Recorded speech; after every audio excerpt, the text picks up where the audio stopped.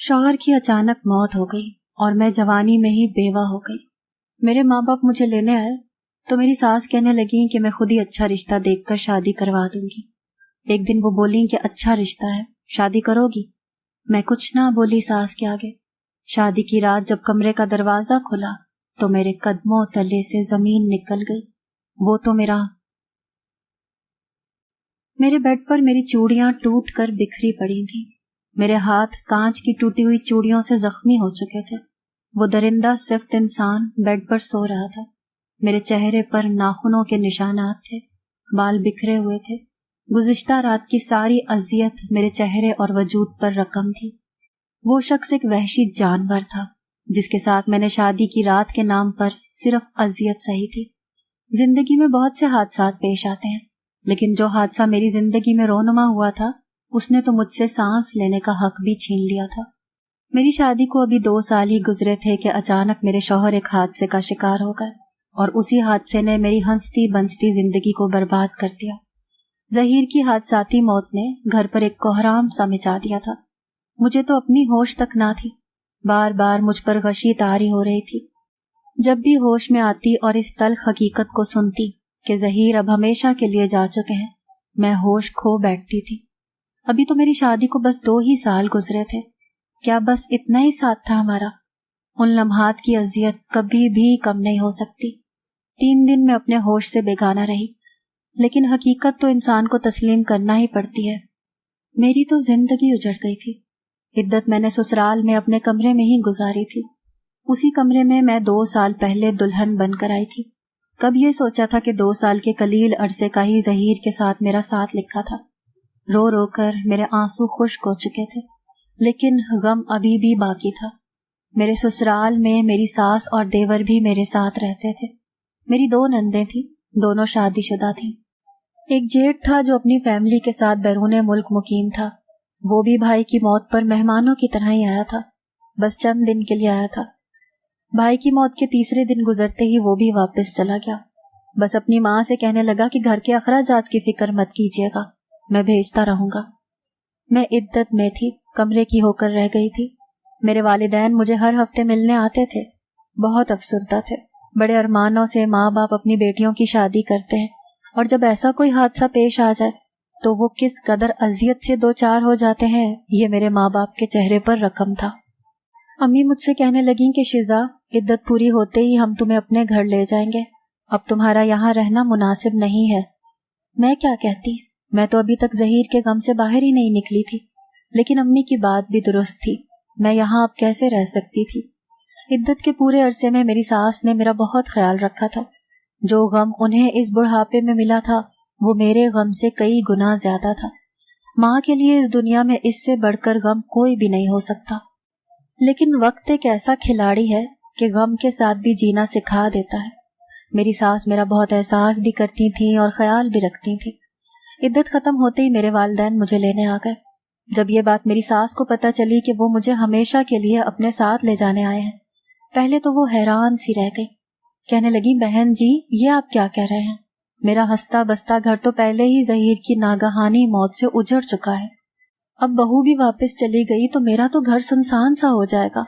آپ پوچھ لیں شیزا سے، میں نے تو کبھی اس کے ساتھ ساس والا برتاؤ کیا ہی نہیں ہے، ہمیشہ اپنی بچی ہی سمجھا ہے۔ ظہیر کے نام پر ہی جب اس نے جینا ہے تو پھر میکے میں رہے یا سسرال میں کیا فرق پڑتا ہے، لیکن اگر یہاں رہے گی تو میرا جی بھی لگا رہے گا۔ میری ساس دل گرفتگی سے آبدیدہ آنکھوں سے بولی۔ میرے والد کی آنکھوں میں بھی نمی تھی۔ کہنے لگے، بہن جی ہمیں بھی ظہیر کے جانے کا بہت غم ہے، دکھ ہے۔ کاش کے انسان کے بس میں ہوتا تو وہ کبھی اپنے سگوں کو جانے نہ دیتا، لیکن ہم مجبور اور بے بس ہیں، اللہ کے کاموں میں دخل نہیں دے سکتے۔ لیکن اب ہماری بیٹی کا یہاں رہنا مناسب نہیں ہے، پھر میری بیٹی ابھی بھی جوان ہے، میں اسے ظہیر کے نام پر ساری زندگی بٹھا کر اس کے ساتھ زیادتی نہیں کر سکتا۔ میں بہت جلد شیزا کی دوسری شادی کر دوں گا۔ میرے والد کی بات نے جہاں میری ساس کا رنگ اڑایا تھا، مجھے بھی ابو کی یہ بات بری سی لگی تھی۔ اس وقت تو ظہیر کا غم میرے دل میں بہت تازہ تھا، میں کسی اور کا تصور بھی نہیں کر سکتی تھی۔ میری ساس رونے لگی، کہنے لگی، میں شیزا کو اپنی بیٹی بنا کر لائی تھی، مجھ سے میرا سب کچھ چھوٹ جائے گا، آپ میری بیٹی کو میرے پاس ہی رہنے دیں، میں خود اس کی شادی ایک ماں بن کر کروں گی۔ میرے بیٹے کا غم ابھی تازہ ہے، خدارا شزا کو اپنے ساتھ مت لے جائیں، اسے دیکھ کر ہی تو میں جی رہی ہوں۔ میری ساس حقیقتاً مجھ سے بہت محبت کرتی تھی، ان 2 سالوں میں مجھ سے کبھی نوک جھوک نہیں کی تھی۔ میرے والد مجھے وہاں چھوڑنے پر آمادہ نہ تھے، لیکن مجھے لگا کہ یہ تو میری خود غرضی ہوگی کہ میں صرف اپنا سوچوں۔ مجھے اپنی ساس کا احساس کرنا چاہیے، وہ بھی دکھ اور تکلیف میں ہے۔ میں نے اپنے والدین سے کہا کہ وہ میری فکر نہ کریں، میں یہیں ظہیر کے گھر میں ہی رہوں گی۔ میری بات سن کر میرے برابر بیٹھی میری ساس مجھے گلے لگا کر رونے لگی، کہنے لگی تم میری بچی ہو، میں تمہارے ساتھ برا نہیں کر سکتی۔ میرے والدین کچھ دیر تو چپ سے ہو گئے، پھر میرے والد نے کہا بہن مجھے اپنی بچی کی شادی جلد از جلد کرنی ہے، اگر 6 ماہ میں آپ نے کوئی رشتہ نہ دیکھا تو میں اپنی بچی کے لیے خود کوشش شروع کر دوں گا۔ یہ بات کہہ کر میرے والدین میرے سر پر ہاتھ رکھ کر مجھے حوصلہ دیتے ہوئے چلے گئے۔ میری ساس چپ سی ہو گئی تھی، ایک بار مجھ سے کہنے لگی کاش کہ ان 2 سالوں میں تم امید سے ہو جاتی، میرے ظہیر کی کوئی نشانی تو ہوتی میرے پاس، میں اسی کے سہارے جی لیتی۔ یہ کہتے ہوئے ان کے آنسو چھلکنے لگتے، میں بھی رنجیدہ سی ہو جاتی۔ یہ بھی میرے بس میں تو نہ تھا، شاید میری ساس کو میرے یہاں سے ہمیشہ کے لیے چلے جانے کا خوف ستا رہا تھا، وہ بھی میرے بغیر اکیلی ہی رہ جاتی۔ بڑا جیٹھ تو پردیس کا ہو کر رہ گیا تھا اور نندے اپنی گھر گھرستی میں گھری رہتی تھیں، بس مہینے بعد ہی 1 آدھ دن کے لیے آتی تھیں۔ ان 2 سالوں میں ہم دونوں ساس بہو نے سہیلیوں کی طرح سے اپنا رشتہ نبھایا تھا، لیکن معلوم نہیں تھا کہ یہ ساتھ بھی چھوٹ جائے گا۔ کچھ دن بعد میرے والدین مجھ سے ملنے آئے۔ میرے والدین عمرے پر جا رہے تھے، مجھ سے ملنے آئے تھے کہ 2 ماہ انہوں نے سعودیہ میں ہی رہنا تھا۔ ابھی میرے والدین کو گئے کچھ ہی دن گزرے تھے کہ ایک دن میری ساس میرے کمرے میں آئی، کہنے لگی شزا تمہارے لیے ایک رشتہ ہے، لڑکا اچھا ہے، لوگ میرے بھروسے والے ہیں، اب تمہیں بیٹی بنایا ہے تو بیٹی بنا کر شادی کی ذمہ داری بھی میری ہے۔ مجھے ایک تصویر پکڑا کر چلی گئی، ایک خوش شکل نوجوان تھا۔ میں نے وہ تصویر اپنے والدین کو بھیج دی، میرے والدین کو بھی اعتراض نہ تھا۔ میرے والد نے میری ساس سے کہا کہ جب وہ پاکستان لوٹ آئیں گے تو سادگی سے نکاح کی رسم کریں گے۔ اس وقت تو میری ساس نے حامی بھر لی، لیکن چند دن گزرنے کے بعد ہی کہنے لگی کہ اس لڑکے کی والدہ بہت بیمار ہے، نکاح ہمیں اسی جمعے کرنا پڑے گا۔ میں یہ سن کر پریشان ہو گئی کہ یہ کیسی افراتفری ہے، میں کیسے نکاح کر لیتی جبکہ میرے والدین بھی موجود نہ تھے۔ لیکن میری ساس نے کہا کہ کیا میں تمہاری ماں نہیں ہوں؟ میں ان کے اخلاص پر شک نہیں کر سکتی تھی، اسی لیے چپ ہو گئی۔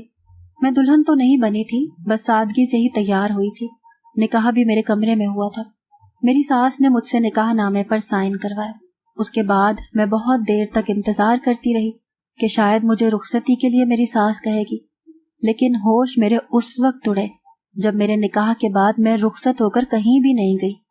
رات کے 11 بج چکے تھے، مجھے نہ جانے کیوں گھبراہٹ سی محسوس ہو رہی تھی۔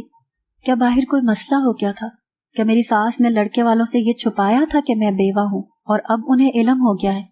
ایک کے بعد ایک جان نکالنے والے اندیشے تھے جو میری فکر مندی کا سبب بن رہے تھے۔ میں حد درجہ پریشان تھی کہ اب کیا کروں، کیا باہر جا کے دیکھوں کہ کیا ماجرا ہے؟ پھر سوچا کہ یہ تو ایک غیر مناسب سی حرکت ہے۔ میرا دل دھک سے دھڑکا تھا جب میرے کمرے کا دروازہ کھلا تھا۔ مجھے لگا تھا کہ میری ساس اندر آئیں گی اور رخصتی کا کہیں گی، لیکن جو اندر داخل ہوا اسے دیکھ کر میرے پیروں تلے سے زمین نکل گئی، میری رنگت فک سی پڑ گئی تھی۔ خوف کے مارے میں بیڈ سے کھڑی ہو گئی، بھلا یہ کمرے میں کیوں آیا تھا؟ میری جان لبوں پر اس وقت آئی جب اس نے دروازہ بند کر کے لاک کیا۔ مجھے دیکھ کر پوری بتیسی نکال کر وہ ہنس رہا تھا اور میں یوں تھی کہ خوف سے میری جان ہی نکل جائے گی۔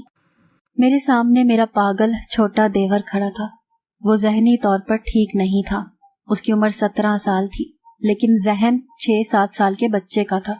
اسے اکثر پاگل پن کے شدید دورے بھی پڑتے تھے، وہ زیادہ تر اپنے کمرے میں ہی بند رہتا تھا۔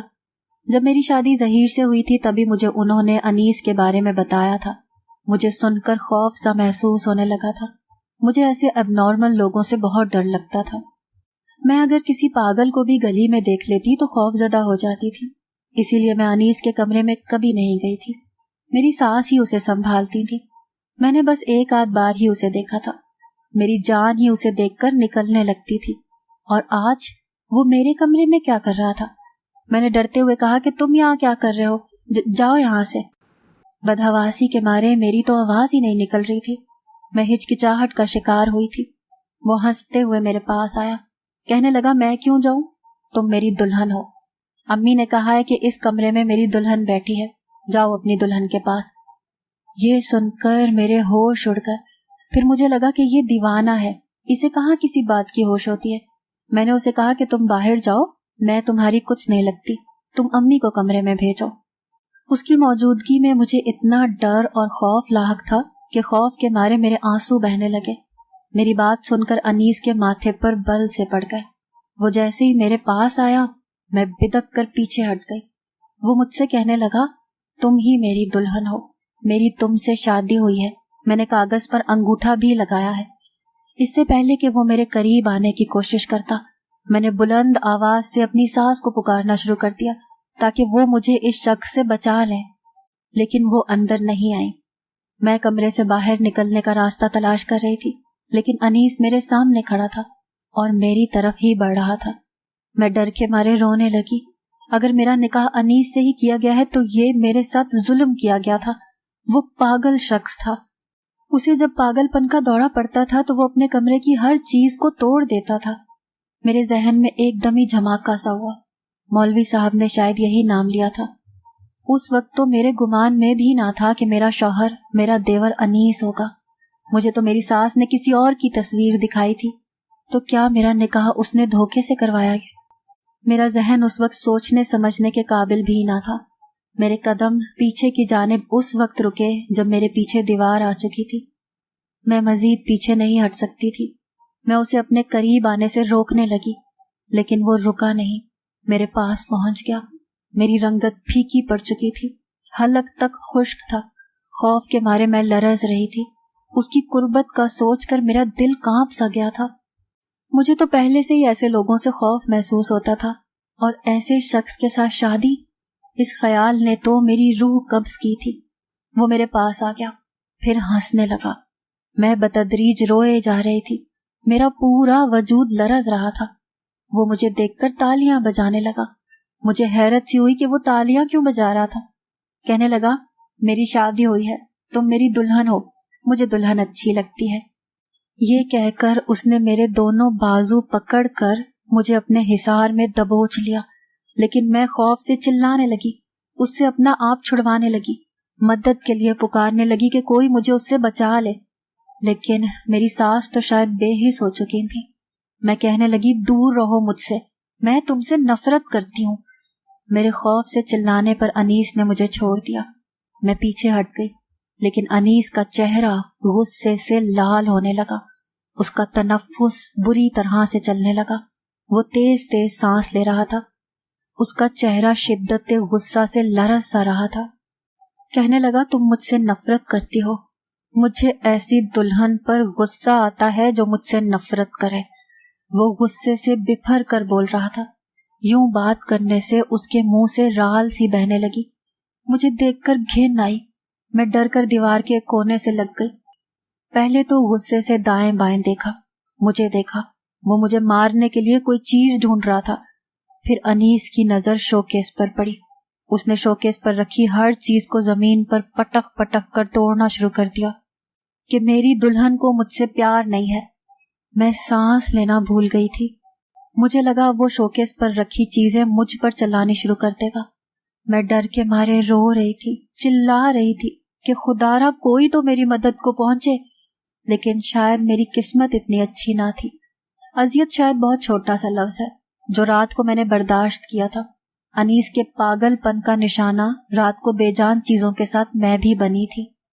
میری ٹوٹی چوڑیاں بیڈ پر بکھری پڑی تھیں، میری بکھری ہوئی قسمت کی طرح۔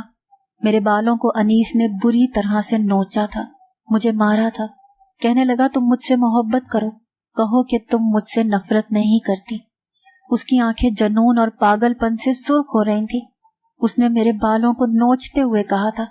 میں درد سے بلبلا اٹھی تھی۔ میں نے روتے ہوئے ہاتھ جوڑ کر اسے کہا کہ مجھے چھوڑ دو، مجھے کمرے سے باہر جانے دو۔ کہنے لگا تم میری بیوی ہو، بیوی کمرے میں شوہر کے ساتھ رہتی ہے، مجھے امی نے بتایا تھا۔ وہ اپنے شوہر سے پیار بھی کرتی ہے، تم کیوں نہیں کرتی؟ نہ جانے وہ کیوں درندگی پر اتر آیا تھا، مجھے زور زور سے تھپڑ مارنے لگا، کہنے لگا کہو کہ تم مجھ سے پیار کرتی ہو۔ میں اس کی مار سہ نہیں پا رہی تھی، اسی لیے اس سے وہی کہنے لگی جو وہ سننا چاہتا تھا۔ صبح کا سورج میں نے بالکل بے جان وجود سے طلوع ہوتے دیکھا تھا۔ میرا جی چاہا کہ پنکھے سے پھندا لے کر اپنی جان دے دوں۔ میری آنکھیں رو رو کر سوج چکی تھیں۔ میں نے اپنے آنسو صاف کیے اور نہا کر کپڑے تبدیل کر کے کمرے سے باہر نکل گئی۔ میری ساس نماز فجر پڑھ چکی تھی، تسبیح پڑھ رہی تھی۔ مجھے دیکھ کر نظریں چرا گئی، کیونکہ میرے چہرے پر ان کے پاگل بیٹے کے ہاتھ کی انگلیاں چھپی ہوئی تھیں۔ اس کے نوچنے سے میرے چہرے پر زخم آ چکے تھے، میرے بازو بھی زخمی تھے۔ یہ تو ظاہری زخموں کی تکلیف تھی جو میں نے سہی تھی، جو گھاؤ میری روح پر لگے تھے اس کی تکلیف اور ٹھیس سب سے زیادہ اٹھ رہی تھی۔ میں اپنی ساس کے سامنے بیٹھ گئی۔ میں نے کہا کیسی ماں ہیں آپ؟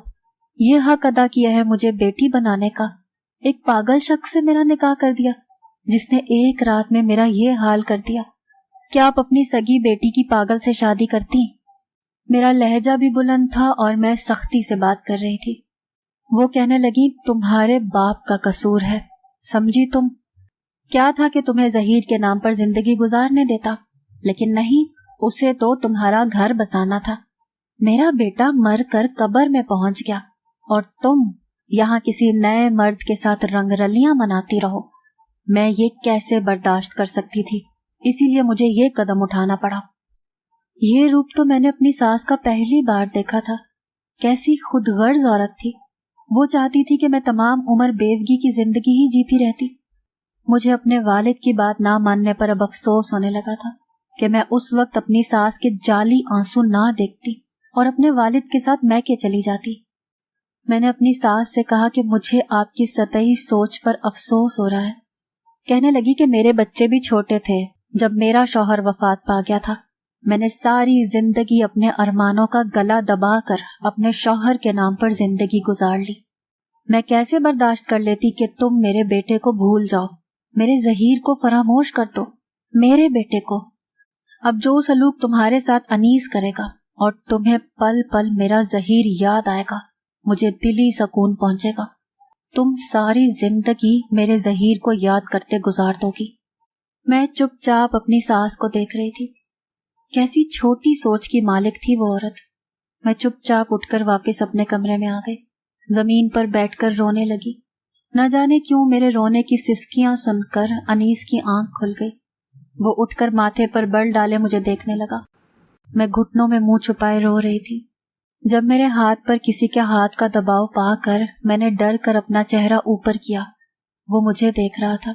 میں نے جلدی سے اپنے آنسو صاف کیے۔ مجھے ڈر تھا کہ کہیں وہ میرے ساتھ رات والا برتاؤ ہی نہ کرے، لیکن وہ میرا ہاتھ پکڑ کر میرے بازو کے زخم دیکھنے لگا، پھر میرے چہرے کو دیکھنے لگا۔ نہ جانے کیوں اس نے میرے چہرے کے زخم کو چھونے لگا، پھر چہرے پر معصومیت ڈالے کہنے لگا بہت درد ہو رہا ہے۔ وہ مجھ سے کسی معصوم بچے کی طرح سے پوچھ رہا تھا جس سے غلطی سے کوئی نقصان ہو گیا ہو۔ میں فوراً سے پیچھے ہٹنے لگی۔ وہ میں رات کو غصے میں تھا۔ تم نے کہا جو تھا کہ تمہیں مجھ سے نفرت ہے، لیکن مجھے محبت چاہیے تھی۔ وہ میرے زخموں پر بہت پیار سے ہاتھ پھیر رہا تھا اور میرا دل ایسا تھا کہ خوف کے مارے سینے میں پھڑپھڑا سا رہا تھا۔ میں اس قدر بے بس تھی کہ چاہ کر بھی اس کا ہاتھ اپنے چہرے سے ہٹا نہیں پا رہی تھی۔ پھر وہ میرے بہتے آنسو صاف کرنے لگا۔ اس وقت وہ کچھ الگ سا تھا، رات والی دیوانگی نہیں تھی۔ مجھے اسے دیکھ کر حیرت ہوئی تھی۔ میرے بازو کے زخم دیکھ کر کہنے لگا میری ماں مجھے باہر نہیں جانے دیتی، ہر وقت کمرے میں بند رکھتی ہے۔ میں جب باہر جاؤں گا تو تمہیں ڈھیر ساری چوڑیاں لا کر دوں گا، توڑوں گا بھی نہیں۔ وہ مجھے منانے کی کوشش کر رہا تھا۔ اس کے بعد جو بات اس نے مجھے بتائی میرے ہوش اڑنے لگے۔ میری ساس کا یہ روپ بھی تھا۔ میں نے سوچ لیا تھا کہ اب مجھے کیا کرنا ہے۔ میں انیس کا خیال رکھنے لگی، اس کے ساتھ بیٹھ کر کھلونوں سے کھیلنے لگتی، کبھی لوڈو کھیلتی۔ وہ اب مجھ سے باتیں کرنے لگا تھا۔ ایک بار میں نے اس سے کہا کہ تم باہر جانا چاہتے ہو؟ کہنے لگا ہاں مجھے باہر جانا ہے، مجھے باہر لے جاؤ۔ دوپہر کو جب میری ساس اپنے کمرے میں چلی گئی، میں اسے باہر لے گئی، اسے بہت سی چیزیں خرید کر دی۔ وہ بچوں کی طرح سے خوش تھا۔ جب وہ میرے ساتھ واپس آیا تو کمرے میں آتے ہی مجھ سے گلے لگ گیا۔ میں ایک دم گھبرا سی گئی۔ شادی کی رات کے بعد وہ میرے پاس نہیں آیا تھا۔ اس کی قربت سے میں ڈرتی تھی، کیونکہ وہ ایک نارمل شخص نہیں تھا اور کسی پاگل کی قربت کو سہنے کی مجھ میں ہمت نہ تھی۔ کہنے لگا، تم بہت اچھی ہو، مجھے اور بھی اچھی لگنے لگی ہو۔ امی کہتی ہیں اپنی دلہن کو روز مارا کرو، وہ تم سے نفرت کرتی ہیں، لیکن میں تمہیں نہیں مار سکتا کیونکہ تم تو مجھے باہر بھی لے کر گئی تھی۔ یہ کہہ کر وہ مجھ سے پیچھے ہٹ گیا، پھر کسی دیوانے کی طرح سے میرے دونوں ہاتھوں کو چومنے لگا۔ میں نے کہا میں تم سے نفرت نہیں کرتی۔ میں نے بہت آہستگی سے اس کے ہاتھوں سے اپنے ہاتھ جدا کیے تھے، لیکن اس کی اگلی فرمائش نے میرے ہوش اڑا دیے۔ کہنے لگا، میرے ہاتھ تم بھی چومو۔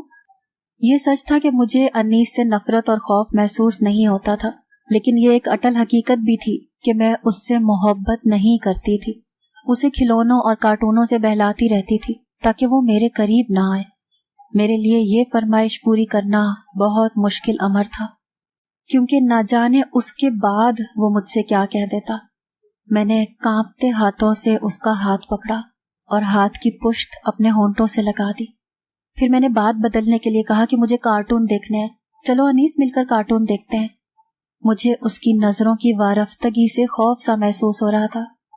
کچھ دیر وہ مجھے دیکھتا رہا، پھر کہنے لگا، ہاں ٹھیک ہے، ہم مل کر کارٹون دیکھیں گے۔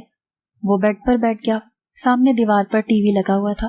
میں نے اسے کارٹون لگا دیے اور خود کمرے سے باہر جانے لگی، لیکن اس نے میرا ہاتھ تھام لیا۔ کہنے لگا، میرے ساتھ بیٹھ کر ٹی وی دیکھو۔ مجبوراً مجھے اس کے پاس بیٹھنا پڑا۔ وہ کراؤن سے ٹیک لگا کر بیٹھا تھا، میں بھی اس کے برابر میں بیٹھ گئی۔ کچھ ہی دیر بعد اس نے اپنا بازو میرے گرد پھیلا کر مجھے اپنے ساتھ لگا لیا۔ میں ڈر رہی تھی، انیس سے خلاصی کے بہانے تلاش کر رہی تھی، لیکن یہ شاید ممکن نہیں تھا۔ نہ میں اسے خوف کے مارے انکار کر سکی، نہ ہی اس نے کسی جنونیت کا مظاہرہ دکھایا۔ اب وہ میری ہر بات ماننے لگا تھا۔ ایک بار میری صبح آنکھ انیس کے شور مچانے پر کھلی۔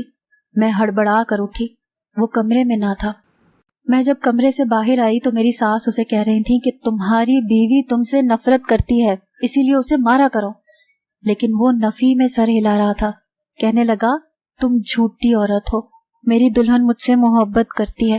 تم نے کہا تھا انیس وہ تمہارے ہاتھ نہیں چومے گی کیونکہ وہ تم سے نفرت کرتی ہے، لیکن وہ تو بہت اچھی ہے۔ اب اگر تم نے میری دلہن کے لیے کچھ کہا تو میں تمہیں ماروں گا، کیونکہ تم مجھ سے نفرت کرتی ہو، اسی لیے تم مجھے مارتی تھی۔ میں اپنے کمرے کے دروازے پر کھڑی اپنی ساس کی بے بسی دیکھ رہی تھی، جو ہر وقت مجھے روتے تڑپتے دیکھنے کی متمنی تھی، آج خود ضبط سے گزر رہی تھی۔ وہ سمجھتی تھی کہ شاید انیس اس کی ہر بات مانتا رہے گا اور مجھ پر ظلم کے پہاڑ توڑتا رہے گا اور میں ظہیر کو یاد کر کے روتی رہوں گی، لیکن میرے صبر نے سب کچھ الٹا کر دیا تھا۔ اس دن انیس نے مجھے یہی بتایا تھا کہ میری ساس اسے بہت مارتی ہیں۔ پھر اس نے مجھے اپنی کمر دکھائی جہاں زخم کے نشانات تھے۔ کہنے لگا کہ جب میں اماں کی بات نہیں مانتا تو وہ مجھے مارتی ہیں۔ رات کو بھی اسی نے مجھ سے کہا تھا کہ تمہاری بیوی تم سے نفرت کرتی ہے، اسی لیے اسے مارنا تاکہ وہ تم سے نفرت نہ کرے۔ پھر اس نے کہا کہ جب تم نے کہا کہ تم مجھ سے نفرت کرتی ہو تو مجھے غصہ آنے لگا۔ میں سمجھ گئی کہ وہ پیار سے میری ہر بات مان لے گا، اور وہی ہوا۔ میں اسے دھیرے دھیرے یہ بھی سمجھاتی رہی کہ میں اسے سب سے زیادہ چاہتی ہوں، اسی لیے میری ہر بات مانا کرے۔ میں جان بوجھ کر انیس کے ساتھ جا کر کھڑی ہو گئی، اس کا ہاتھ تھام کر اپنی ساس کے سامنے اپنے ہونٹوں پر لگا لیا اور کہا کہ میں انیس سے بہت محبت کرتی ہوں، اتنی محبت میں کسی سے نہیں کرتی۔ میری بات سن کر میری ساس کا چہرہ دھواں دھواں ہو گیا، وہ اپنی محرومی کی آگ میں جلنے لگی۔ وہ مجھے اس بات کی سزا دے کر تڑپانا چاہتی تھی جس میں میرا کوئی قصور ہی نہیں تھا۔ اگر میرے سسر وفات پا چکے تھے اور میری ساس کو شادی کی خواہش تھی لیکن وہ بچوں کی وجہ سے نہیں کر پائی، تو اس کا بدلہ مجھ سے کیوں لینا چاہتی تھی؟ یہ سچ تھا کہ مجھے انیس سے اس وقت محبت نہ تھی، لیکن آج ہو گئی ہے۔ میری شادی کو 3 سال ہو چکے ہیں۔ وہ میرا بہت خیال رکھتا ہے اور اپنے بیٹے کا بھی۔ وہ اپنے چھوٹے سے بیٹے کو دیکھ کر خوشی سے اس کے ہاتھوں کو چومنے لگتا ہے۔ وہ اب ذہنی طور پر 12 برس کا ہو چکا ہے، اسی لیے اس کا ذہن اب کچھ بدلنے لگا ہے۔ میں اس کا علاج اچھے سے اچھے ڈاکٹر سے کروا رہی ہوں۔ مجھے امید ہے کہ بہت جلد وہ ٹھیک ہو جائے گا۔ میرے صبر کا انعام اللہ نے مجھے میرے بیٹے کی صورت میں دیا ہے۔